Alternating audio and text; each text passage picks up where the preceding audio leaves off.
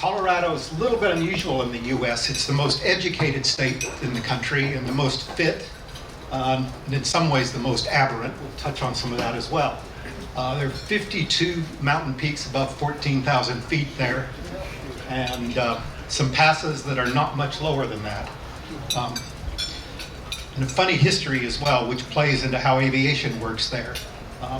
They had a gold rush right after California did. Lots of people came in, lots of miners with more money than respectable women. So the state said, how do we get women to move into the place? Free education, and that's why it's the most educated state in the country. The idea, as it turns out. Also, during the World Wars and the Civil War, the population moved in. Draft dodgers, I think, is the term, because it was in the West, but also refugees. And in fact, where my mother's family grew up, there were German POW camps in World War I and II, and they just stayed. So a little bit unusual. But they also have a lot of unusual aviation industry, and like the sunshade for the James Webb Telescope, that was built in Colorado. And I know some of the guys that worked on that, or at least my family does. And the University of Colorado has 4 Nobel Prizes in physics and 1 in chemistry. National Oceanic and Atmospheric Administration is based there. NORAD, the North American Air Defense Command, in Colorado Springs. U.S. Air Force Academy and the Solar Energy Research Institute. So it's not, there's not a lot of people named Bubba there, is how I'd say that, but I would. All of that makes it a nice juicy target for World War III, which people are now thinking about. Also, between Denver and Boulder, there was a place called Rocky Flats that built the nuclear triggers for atomic bombs, which means there's a nice plume of plutonium between the two. So it's, these things do happen. And in a little town called Granby, just to show how much initiative is in the state, some guy mad at a local council election armored his bulldozer in a way the Israelis would be proud, and proceeded to take out half the town. Now onto the presentation. The photo, I actually took that. Right underneath me is Aspen, Colorado. Right there is also where my wife says this explains a few things. That really is South Park. Anybody seen the cartoon videos? There really is a South Park in Colorado, and I have relatives from there. And I'm not sure that's, my brother knows the people that started that, and he claims it's autobiographical. Leadville, Colorado, which I will also touch on, is down that valley. It's a special spot. And 5 of the 14,000 foot peaks are in this photo. That's really what you'd like to think when you think of mountain flying. The reality. Upper left, that plane is when you think it's a good idea to leave the APU running and the heat on in the plane overnight, and the temperature drops to 45 below. When I was an exchange student in Australia in high school, people used to say how variable the weather was in Melbourne, and I was polite about that. Yeah, and that's at a place called Eagle, Colorado, which I have some photos flying into. I was polite to people when they talked about how variable the weather was in Melbourne, but you can see Denver, and that's Fahrenheit, and it's not Celsius. Don't know if anybody remembers, in December there were wildfires out of Boulder, burned a bunch of houses down, and then the winter came in the next day. That's what it looks like the next day. And my poor wife is from Queensland, another one of the reasons we're here. But the first year we were married, that was what greeted her on Christmas morning. The power was out for 3 days, and we just sat in the house and waited. She was not a happy bride. And lower right is my plane. Just because you fly into an airport, you phone them in advance, and they say, oh yes, we have de-icing facilities, we have heated hangar to put your plane in. And you get it there, and then you find, oh, that's only for planes that start in F, G, or L, not Cessnas. So at least you find out what the structure is like underneath the plane. But that was 5 days on one side in the sun, and the snow doesn't melt, it just slowly sublimes, and then turned it around the other way, stuck my fingers in my ear, fired up the engines, and off we went. And this is a sad reality as well. I first started in aviation in mountain search and rescue groups, and in the early 70s there'd be a plane a fortnight that would meet with cumulogranite. The only good thing is it's not near as common as it was. This was last summer in the US, airline transport pilot took his bride of 3 days after they were married in Telluride, flying back home, and that's the sad result of it. One thing, they're from the flatlands, and altitude is a whole different ballgame. One thing to notice on that is, and it's quite common, where people hit. It's not on the ridges, it's on the flat part in the basin where you just said, oh no, and you try to turn around. This is Telluride, which is where they flew out of. You can see the approach on the left there, and that's, it's at 9,000 feet, the airport, so it's not low. And if you go straight ahead from the runway, the town's there, and you go up that box canyon. That's the highway you see there. In fact, that is a county highway. I've got the number here, just to get to believe it. That is an official Colorado highway, 648. And it's Black Bear Road. In my day, Telluride had 4 people in it. Oh, they were all 90 years old. Now it's a bunch of billionaires that fly in there for the ski season. And the road meets an unusual criteria that Colorado has. It's the top rating, which is a 3 screamer. That's what you do when you drive off the edge of it. Yeah, there's the 3 screamer.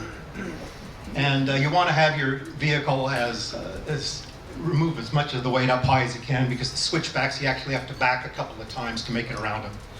It's an interesting road out of Telluride. So these poor guys, husband and wife in the plane, didn't want to fly up over Black Bear Road from Telluride for all the right reasons. Where they were going up to is a place called Imogene Pass. It's my family there. Right photo is cousin, the 96-year-old aunt, took the photo of that.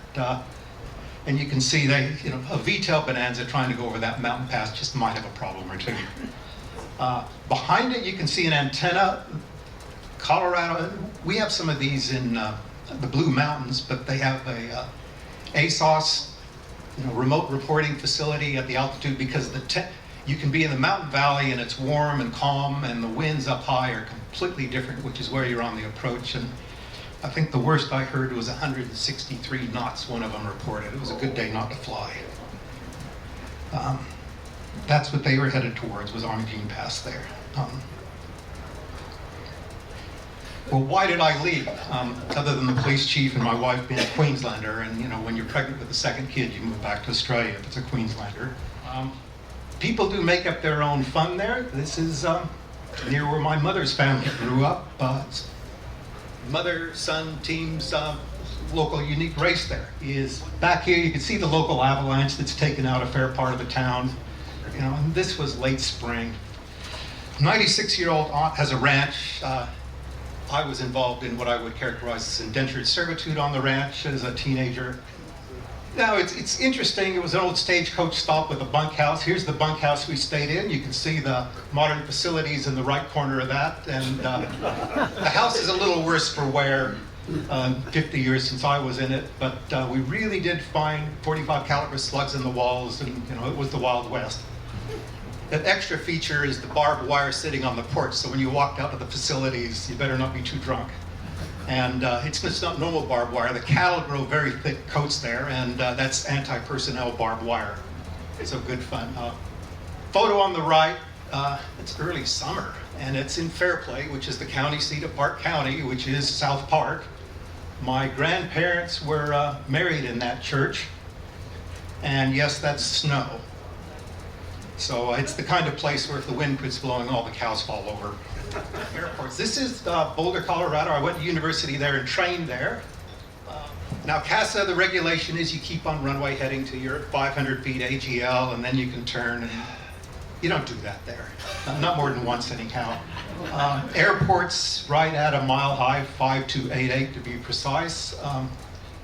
Heading west, that's what you face into. Now, the peak right there is almost 10,000 feet, so that's a hill, not a mountain in Colorado. What I like is the airport hasn't changed much since the early 70s when I flew there. It's just too short for the business jet crowd to go in. Did see a bad accident. In the early 70s, what was one of Cessna's more fetching plane paint schemes? It was brown and green over a white base. And you could see in the pattern altitude, that's just going to cause a problem. And lo and behold, a Cessna 310 went roaring up behind a 172, I think it was, that had that paint scheme. And we were on the ground, saw it, nothing you could do. And in the calculations, they said the 172 was moving just so much slower that it stayed in the same spot on the hillside. And we trained in Cessna 150s, and the takeoff technique is a little bit different than what's allowed here. You get up to slightly above your best rated climb speed, manually pop the flaps, hopefully get out of ground effect, fly off the end of the runway, and I never had the concept of pattern altitude, never reached it. And they also get some winds, and that's the lower right corner there. It's not by accident. The National Center for Atmospheric Research is really right. It's in the foothills right around this area there. And this is the early 70s, accident that happened in the area. And you can see it's just really interesting winds. And we were coming with my Cessna 340 down from South Dakota, coming to Denver. And my daughter was flying with me, and her eyes kept getting bigger and bigger. One is we were turned 40 degrees to the right, staring at the mountains moving sideways. And the Garmin display, GPS displays now calculate winds, but they only go up to 99. They don't go to 3 digits. We were in a 40-degree crab moving at 200 knots. And what was least reassuring, we were in calm weather, but all the commercial flights flying towards Los Angeles were asking for different altitudes. The controller said, well, take what you want, but everything's worse. And very few of them were actually able to maintain altitudes. They were having to go to block altitudes because they couldn't maintain it. They get just ferocious winds.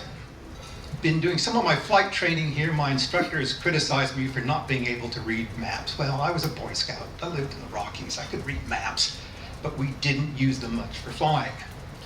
And because that is VMC, guys.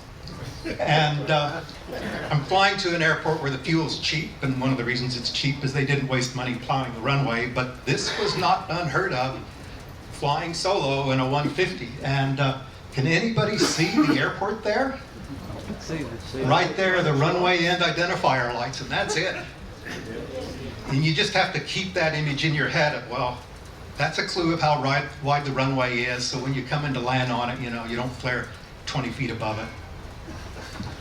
But it's different kind of conditions there. Now, when I was doing the commercial ground school for the aviation college here, that upper left slide came on, and I go, I know that ski area. That's Breckenridge. Those are Kelvin-Helmholtz clouds, thought to be fairly unusual. Smith Mountain Lake. So how in the world would something like this form? If it's going to happen at sunrise or sunset when the lower part of the cloud is cool. That's where the air is more dense. The air is less dense or lighter at the top of the cloud. So the air at the top of the cloud moving much, much faster than the air at the bottom. So just like an ocean wave, the air is moving over it and allowing that wave to kind of ripple and come crashing down. A little bit messier ones, that's a place called Fraser, Colorado. And Fraser used to have the weather station that reported the coldest temperature in the U.S. It's by another ski area that was at the time owned by the city of Denver. So their solution to that problem for marketing was they got the weather service to close the station down. My Australian daughter had the gall once to be complaining about what weather was like here in the winter and how cold it was. So I got her a job at the ski area there 2.5 weeks before it got up to minus 25 Fahrenheit. And I made sure she was in a cloth top Jeep to boot. So very effective daughter training. And you can just, won't go through it in detail, but you can kind of get the gist of what the weather can be like there. And at least nowadays, it's forecast in advance. In the 70s, it could surprise you. Boulder Airport, doing touch and goes, that's all I was allowed to do, soloing, and out of the blue came 60-knot headwinds. And 150, that's a real challenge. And we'd already discussed the procedure, which is you come straight over the parking area, people come out, throw ropes over the wing struts, tie it down, and then you shut the engines down. I can't imagine Cassie signing off on that. Another reason why, if there's any doubt, this is why I'm here. Father grew up outside of Steamboat Springs there. That's a ski area. A little place called Kremling, which we'll show is right about where the 2 is there. That's snow, and Eagle also is another airport down on the lower left here. The mountains drop off to Denver, Boulder. In fact, it's a bit of a snow shadow area there. And the Indians used to winter because it was relatively milder compared to the mountains that are out on the Great Plains, but still awfully miserable. Okay, southern part of the state. Can't pick a lot of the detail on that, don't need to. What you can pick is that bit of dark brown. It's the Sangre de Cristo Mountains. Just south off the map is where my mother grew up. This is San Luis Valley. They think it's the town of Alamosa. Airline pilots all know Alamosa. It's got the VOR that people going from Chicago, New York to LA fly over. They don't know. It's too cold for the equipment to measure, but they think it hit minus 62 Fahrenheit. Your chance of getting mugged is very low then. And it's also very famous for turbulence. Colorado Springs right there. What's in some of the red is military operations area, you know, and the saying is, I'm the U.S. Air Force and you can't tell me what to do. And, you know, the locals are, you really don't want to be doing low altitude training when the weather's like this. And, you know, they do. In fact, in the search and rescue group, one of our first, it's not a rescue, it's a recovery, was an F-111 pilot. Interestingly, they didn't let us teenage civilians anywhere near where the plane was. So I can't imagine what was on the, well, I can imagine what's on the plane, but don't know. The downdraft they were in exceeded the climb capabilities of an F-111, which was what, 11,000 foot per minute, you know, but the pilot hit the ground at 11,000 foot per minute. Not a lunchtime discussion. The trees were all blown down. What happens is wind blowing from west to east comes over the Sangre de Cristos, hits this next little range, and that just excites the lenticular clouds and the turbulence. All the way from Colorado to Washington, D.C., they've had visible lenticular clouds 2,000 miles away. Really spectacular. And then down here is Mount Blanco. I'll touch on that a little bit more. There's another range right behind it there that also does the same thing. There's my plane with its old paint scheme. 4 views of Mount Blanco in different weather conditions. The lower left one is cousin on the cattle ranch, is a really good photographer. He took that. It's the Rio Grande River, which becomes the border of Mexico and Texas there. With the moon on it, looks pretty benign. The right photos, not so much. Upper right one, the remote station on the pass to the right side was reading 110 knots of the wind blowing across it. You can see the blowing snow, and you can start to see the cloud formations there. Another recovery we had was a I can't remember what kind of Mooney it was. Not a Mooney, sorry, Piper. They were going from west to east, which is going with the wind. You think that's better at 25,000 feet. They hit the ground 70 degrees nose down. I've had despite knowing better, I've had my own experience on the turbulence just south of here in my 340. It was forecast light to moderate wind. Well, engine failure, I had a concussion out of it and knocked my headphones off, my glasses off, and the 2 mounts for the left tip tank, one of them was torn loose. So if you ever see my plane out here, look on the left tip, you'll see a nice little patch on it. It's not to be trifled with. Air Force found that out the hard way. Anybody see the problem there? This was a new model at the time, B-52H, I think it was. Boeing and the Air Force thought it was a really good idea to do some turbulence penetration testing on their new model, and you know, they wondered why it wasn't flying right. At least they had somebody that went up there and told them why. They managed to fly that thing for 4 hours before they finally figured out how to put it down. Key was you could drop all the gears separately on a B-52, so I'm told, and putting out the main gear on the tail meant they had a little bit of a rudder effect there. They haven't tried that since. One close to my heart, getting close to Aspen, which is my grandfather grew up in Aspen, and I have the stories of the Friday night trials and the Saturday night hangings. It was the Wild West. Now it's Hollywood moguls, which they say have destroyed the culture, you know, but that's the way it was. We all know, or most of us do, the visual approaches we get into Jandakot. You know, here you come into a couple of waypoints. That's the visual approach into Aspen. The river is the Roaring Fork River, hence the name for it. And basically, find yourself a big mountain peak, go just to the right of it, spiral into the valley and land. This here is what's called Capitol Peak. This was a good recovery for us. MU2 hit the side of that. It's an 85-degree face, probably doing what do MU2s do? Close to 300, probably at that altitude around 300 knots. They hit it in February.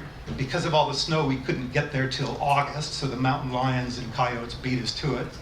But we actually had to, from these lakes over here, climb up to that little notch, up the ridge, and rappel down to go try to recover what we could from it. What they think happened was the pilot thought he was crossing Mount Sopris here at those altitudes. He was one mountain off. Oops. Okay, a couple of things here. One is the approach into Aspen, and I challenge anybody to fly that single pilot. It's kind of an ILS, but not quite an ILS, because it's just a localizer, but not quite lined up with the runway. Note the glide path there. If you do your calculations of, say you're in a nice business jet because you're flying, Hollywood types in, doing about 150 knots, because that's what you have to do to make that kind of a glide slope. At that altitude, you're going even faster. They're screaming down at 2,000 foot per minute. Now you think, and I chopped it off a little bit, the minimums are about 2,000 feet above the runway, but that gives you a minute before you hit from the time you see the ground. And if you don't see the ground, the missed approach is you fly out of back course, hope you don't get an engine failure and go screaming up. I have an uncle who passed away within the last year. He was the flight safety district officer for the FAA, and he says that approach is one of his biggest regrets, is they originally developed it and a VOR approach for what locals called Rocky Mountain Scareways. They flew de Havilland-7, a 4-engine turboprop, and to fly into Aspen, they just put the middle 2 props into flat pitch. Worked really well. And then you just take them out of flat pitch for a missed approach and everything into flat pitch if you're landing. It's astounding the number of business jets that fly in on that. A Turbo 182 was about the perfect thing, I thought. Also, I put up, and it's a boring engineering nerd thing, but we have cold altitude pressure correction charts, but they only go to -20. That doesn't do you any good there at all. Key thing to think about is if it's -50 air and you're 5,000 feet above the runway, you're 1,500 feet lower than your altimeter says you are. It's a big correction factor. And start to look at the altitudes there, and the requirement for Colorado is every single leg of an approach, you have to recalculate that while you're flying, because it makes a big difference. This is where my father's parents grew up. It was Leadville. Now, one thing in Colorado is, most places you go here, the sign as you drive in might say what the population is. They don't care about that there. It's all about the altitude. And Leadville's kind of king.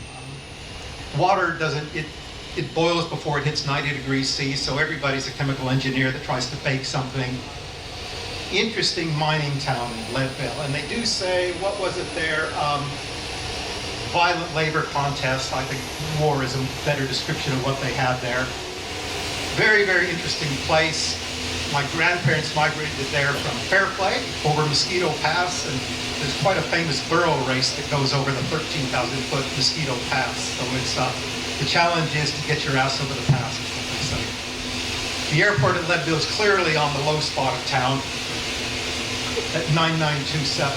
Now, if there's anybody here from CASA, notice the LPA, that's a GPS approach. You can get down to 250 feet above the runway. Come on. We can do better than that. At least in Leadville, the approach angle is kind of civilized, but look what you're flying down between.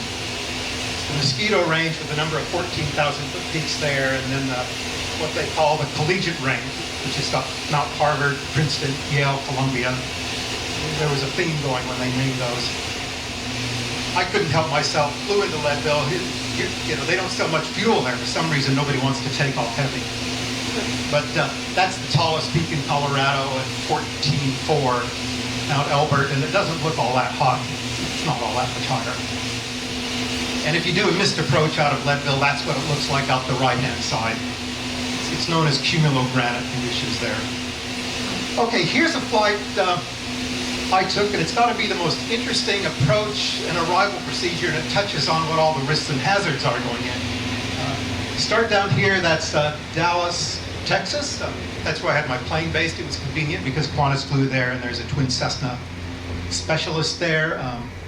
By the way, when you take off out of that airport take off to the south to go west, it's a big left 260-degree turn, because if you fly right, you go over George H.W. Bush's house and they shoot you down, you know, solves that problem.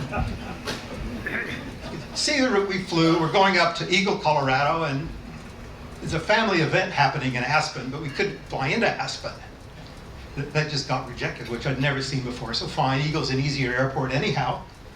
Things started to get weird right around that point. Air traffic controller, we were at about 15,000 feet, so that's fairly low, getting ready for the approach, and said, turn right 10 degrees, climb to 18,000 feet, do traffic. And I just said, unable. I'm showing a thunderstorm at that heading. And the response was, I'm Air Force, not FAA. Turn right 10 degrees or you will be engaged. And I thought, well, I've been married for 47 years. I don't need to be engaged. But I decided I wasn't going to say that. And yes, we did fly through the thunderstorm, which caused a little bit of problems. The initial approach fix right here is, I think, 14,000 foot. Read it from here, right there. They had us at 18,000 feet, so I thought, due to traffic. Now that is going into Aspen, which you can see down in the bottom, so okay, this is going to be a fun approach anyhow, you know. And they then said, maintain max speed. Well, we'd flown through this thunderstorm. We had about 5 inches of clear ice all over the plane.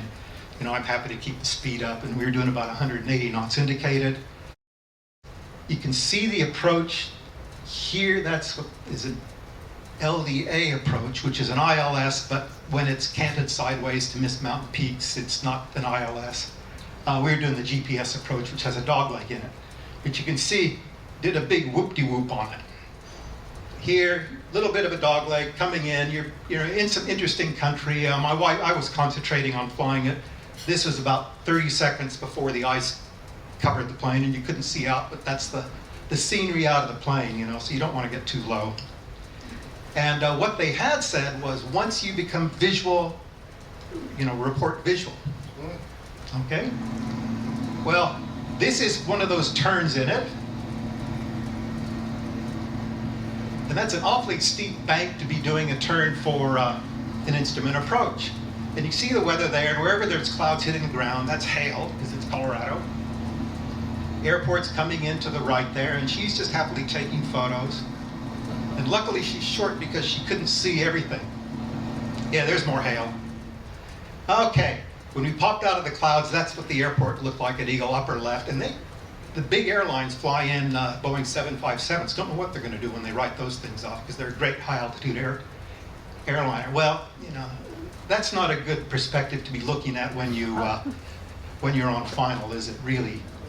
When we said we were visual, then the same air traffic controller that had thoughtfully put us in the ice said, turn right 40 degrees, follow the F-16 on your nose, ignore the one on your left wing.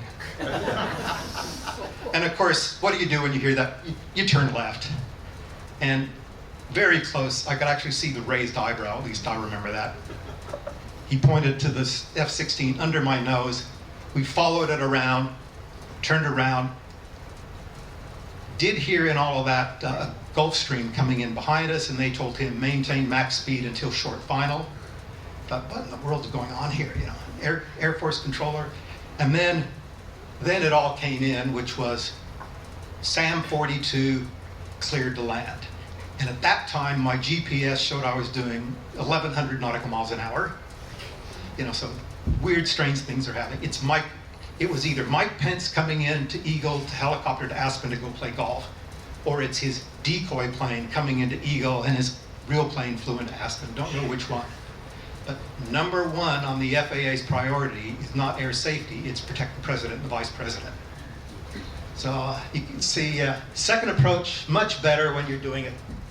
And at least when they parked us there, and my wife said, this is from, you know, I'm an engineer. Do modifications to the plane. The very last thing you do is paint. Well, first time we flew into Eagle, they parked us over where you leave the sand for cleaning the runways up. And at least this time with a new paint job, you can see where they parked us. The rental car shows up right behind the back of the plane. You know, it's kind of neat. Now, I mentioned Kremling.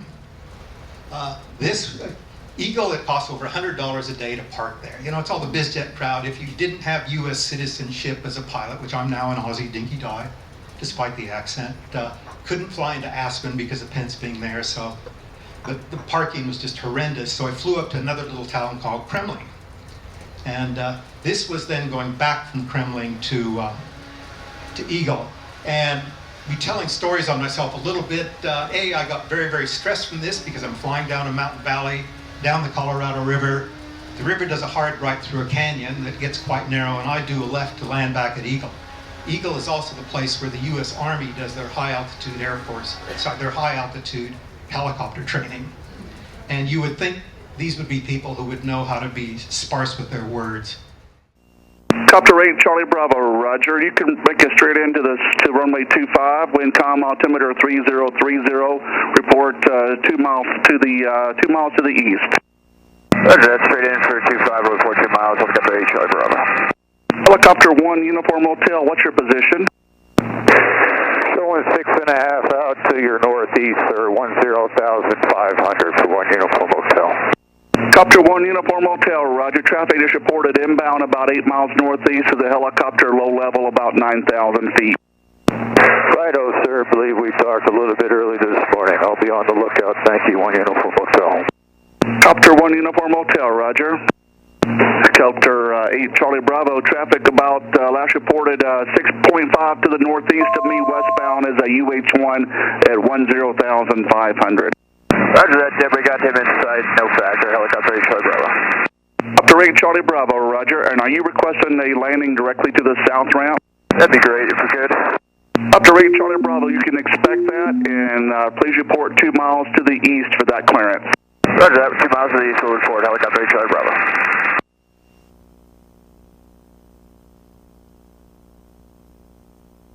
Skywest 5919, there is flow, but I went ahead and called and got you a 15:05 time.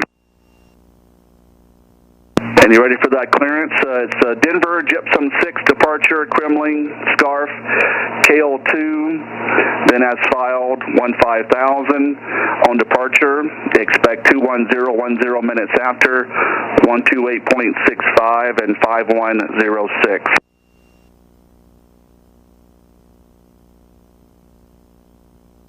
West 5919, roger. Thank you, and just let me know when you're pushing back so I can start working on your taxi back. I'm going to verify you are going to need the full length, right? All right, sir. Just let me know so I can work that and try to find a hole for you.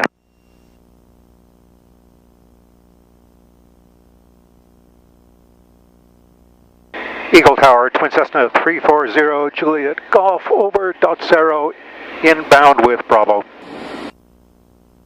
Twin Cessna 340, Juliet Golf, Eagle Tower, roger. Enter right traffic, runway 25. Wind calm, altimeter 3030, report midfield downwind. Port downwind, enter right downwind, runway 250, Caution. Juliet Golf. Terrain. Caution. Terrain. Caution. Terrain. Helicopter 8, Charlie Bravo is lined up at 25 or 2 miles out to the east. Copter 8, Charlie Bravo, landing on the south ramp will be at your own risk. Use caution, runway 25, winds are calm. Roger that, landing at south ramp, be at on risk, Helicopter 8, Charlie Bravo.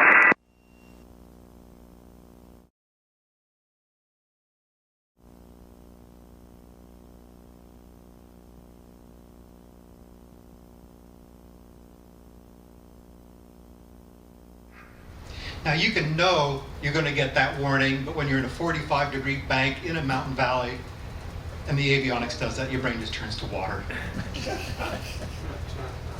But now this is Kremling, and we get official CASA safety notices and things here. This was at the Kremling Airport, the very helpful notice from the Colorado Department of Transportation. It's when you're flying single engine, yes, there are places to land in mountain valleys, but you can think about that. You can see the little town of, Kremling's only 7,411. There's the airport. The approach is a classic VOR approach. In mountain valleys that don't run north or south, GPS doesn't work very well. It blocks the satellites. So they still use the VOR approach there. And hard to hold it, but you can see between the VOR and there, do you see anything? Not really. Okay, well, this little video of some of the hazards there. You see the little pole, that's where you plug in your engine heaters. You know, Edmonton, Alberta, you get that for cars. Well, Kremling, you get it for, let's see if we can get this to work. Yeah, Kremling, you get that for planes. And there I'm Dodge Charger rental car, which is great. That hill wasn't on the charts because it's not big enough to worry about. A Learjet did hit it once, but they don't care. And we now hit the worst, what I think is the most odious hazards in the state. VSIPs, you know, very self-important people. This is some guy, he's a options trader out of suburban New York City, flies there every other weekend. He's put up the elk-proof fence for the airport and elk crossing, so the locals will tolerate it, but you know, he goes there to a town of 1,500 people. There's just something not right with that. In case anybody hasn't seen him before, my wife took these because no local in their right mind would be that close to an elk during rutting season. They can hide pretty well, but when they look like the one on the right, that's not being friendly. You know, it's just not friendly at all.